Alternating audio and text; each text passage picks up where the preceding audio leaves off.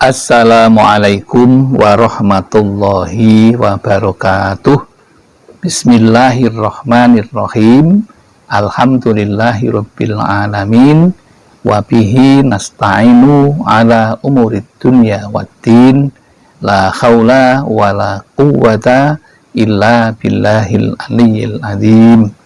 Allahumma sholli wa sallim ala sayyidina Muhammad wa ala ali sayyidina Muhammad. Amma ba'd.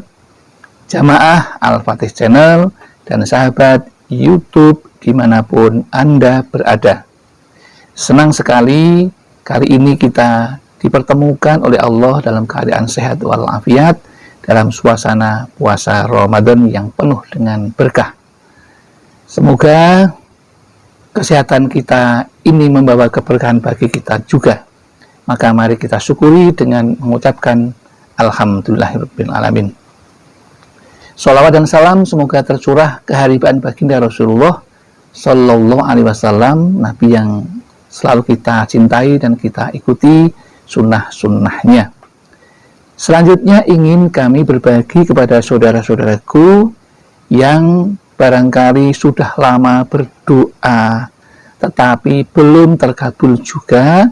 Maka Anda perlu tahu, inilah 3 hal yang dapat mempercepat doa dikabulkan oleh Allah Subhanahu wa Ta'ala. Memang doa itu bagian dari senjata orang beriman, dan memang kita dianjurkan untuk selalu berdoa kepada Allah. Dan Allah memang berjanji akan mengabulkan doa kita. Namun, kadang-kadang ada banyak sebab seseorang sudah lama berdoa, tetapi belum juga terkabulkan. Maka, ada baiknya kita mengutip apa yang sudah disampaikan oleh Syekh Ibnu Athaillah As-Sakandari dalam kitab Al-Hikam. Beliau menerangkan ada satu kondisi dan situasi yang dapat mempercepat doa-doa kita dikabulkan dan tibanya pemberian Allah terhadap apa yang kita minta. Beliau mengatakan, ma tolaba laka sayun mislul ittirari wala asra'a bil mawahibi ilaika mislu dhillati wal iftikor, yang artinya tidak ada yang menyegerakan terkabulnya doa kecuali yang pertama, saat terdesak,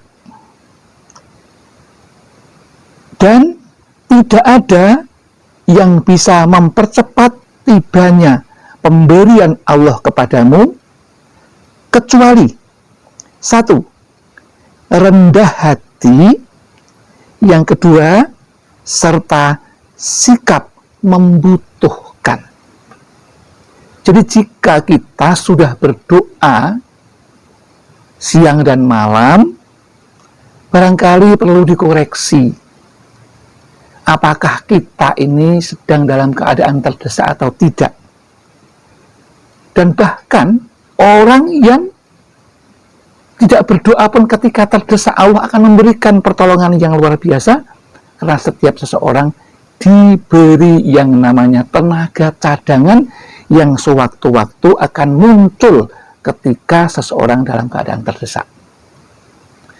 Ini di dalam ilmu bela diri disebut yang namanya ilmu tenaga dalam, yang muncul ketika seseorang terdesak dalam kondisinya.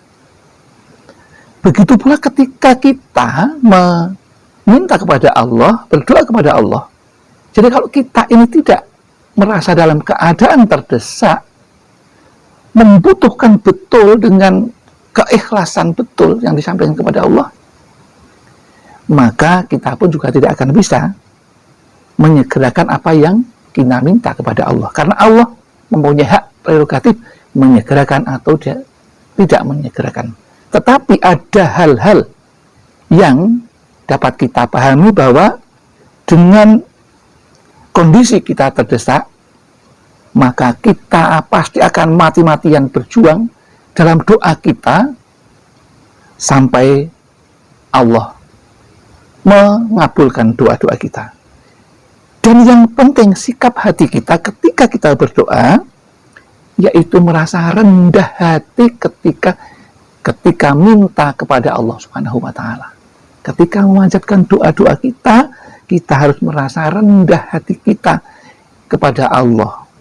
Jangan ada sekalipun rasa ujub kita kepada Allah.